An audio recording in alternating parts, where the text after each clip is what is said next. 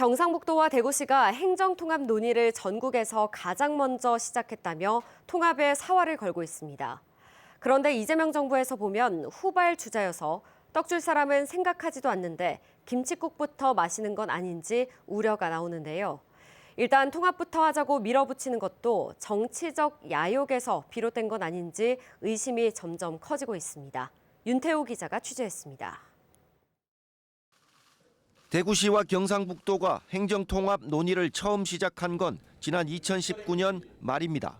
전국에서 가장 먼저 시작했지만 단체장들의 불협화음으로 실패로 끝났습니다. 5역의 역사인 행정통합은 4년간 20조 원 지원이 발표된 지난달 중순에 다시 불붙습니다.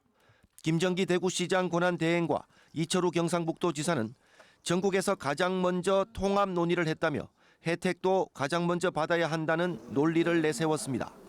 하지만 이재명 정부에서 본다면 대전, 충남, 광주, 전남보다 늦게 출발한 후발주자에 불과합니다.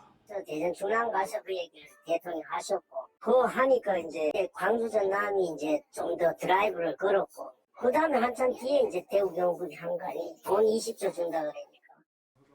대구, 경북은 선택지에 없었는데 갑자기 튀어나왔다는 조롱 섞인 불만이 여권 내부와 통합을 추진 중인 다른 지자체에서 나오는 걸로 전해졌습니다.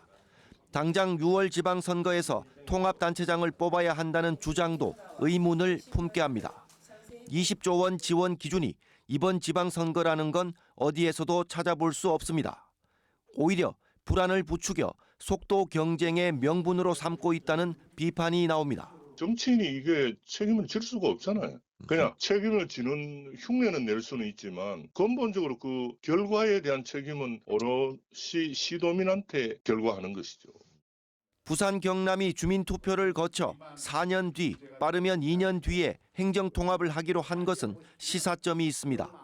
행정통합에 대한 정부 기조와 기류를 파악해 앞서가기보다 뒤따라가면서 폐해를 줄이고 내실을 챙기겠다는 포석으로 읽힙니다.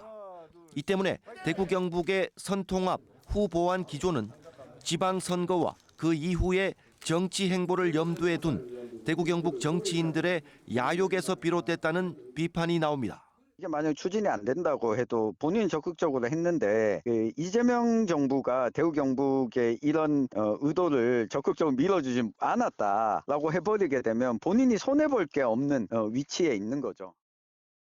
무엇을 위한, 누구를 위한 행정통합인지 그 근원적인 물음 앞에 의심과 우려, 비판이 점점 자리를 넓혀가고 있습니다. MBC 뉴스 윤태호입니다.